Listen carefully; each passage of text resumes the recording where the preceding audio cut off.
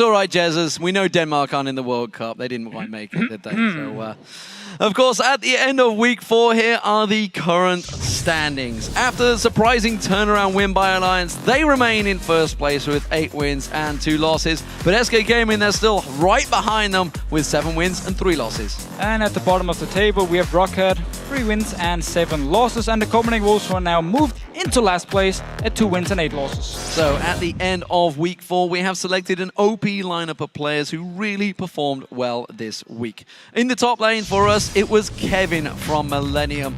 No surprises. Fantastic work from him. Played a rally on both games. Yeah. You can see he got that 5 KDA. 5 KDA was just solid all around, even though he had a few issues early on in his laning phase. Always managed to go into this team fight here.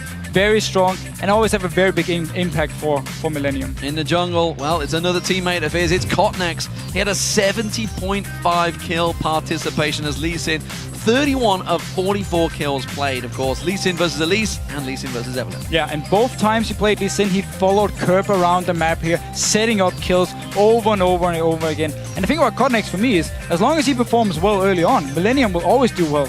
No surprises either in the mid lane. The man that he did follow around the map, it is Kerb, of course. 12, 3, and 18 KDA for the week.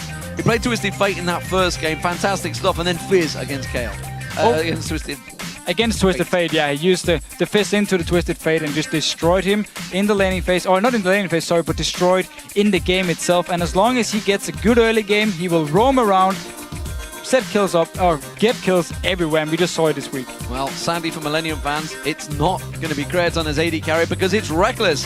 He's the man we went for. 15 individual kills, the most this week, of course. He played Twitch in both those games. 10-1-10 or something like that. 5-0-2 in the last. 5-0-1, I think, in the last one there.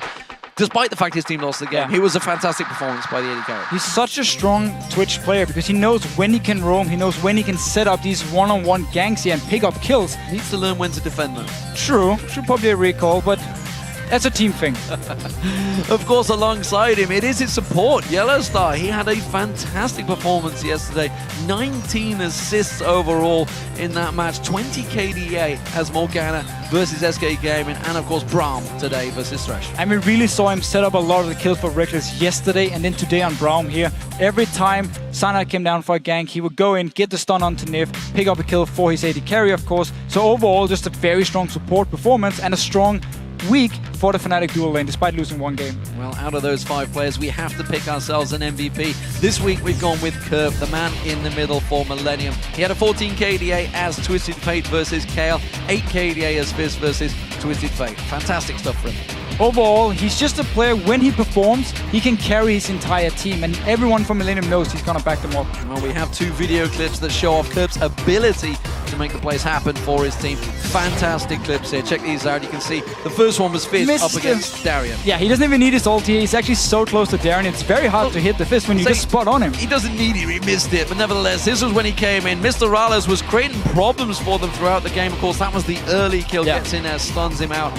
Fantastic performance by Kerb once again. And the best thing about this kill was it set Mr. Riley so far behind that he was actually under level. He didn't even get his blade early on, and it simply also meant for Kerb. He just kept jumping towards him over and over, killing him and carrying the entire game. Everybody's going to be happy if they took him out of the Fantasy League points because he had a bad week last week. Everyone took him out, and this week he shines. Didn't he do like 40 points in the last day? Yeah, fantastic stuff, fantastic stuff. So week 4 of the LCS Summer Split continues tomorrow in North America, of course, as Team Solar Mid will be facing off against Cloud9. Cracking opening game there. Then it's going to be followed by Evil Geniuses versus LMQ. Then Team Dignitas will go up against Curse, and Counter Logic Gaming will take on Complexity. And after the LCS games conclude, the North American Challenger Series semifinals will continue with Fang Gaming versus Team LOL Pro. And those matches will begin on Saturday at 9 p.m. Central European Summer Time, 12 noon Pacific. And of course, the European LCS will pick up at a new time in a very special place next Saturday as we hit the road and head to London's SSE Arena at Wembley for Week 5. We're going to be kicking off the day with the European Challenger Series finals where Alex Hitch and the Ninjas in Pajamas will be facing off the winner of today's semi-final match, which will be happening in just a moment. And then the European LCS will immediately follow starting out with SK Gaming versus Alliance. Then it's going to be the Super Hot Crew versus Copenhagen Wolves. And then we're going to have Millennium, who's going to take on Rocket. And we'll end our first day in England with Gambit Gaming versus Fnatic. And the action begins at 2 p.m. British Summer Time, which is 3 p.m. Central European Summer Time, which of course is 6 a.m. Pacific. Many time zones. That of course wraps it up for us today. We'll see you next Saturday in London. And now it is time for our European Challenger Series semi-final as H2K Gaming square off against Lublin Shore, with the winner heading to London.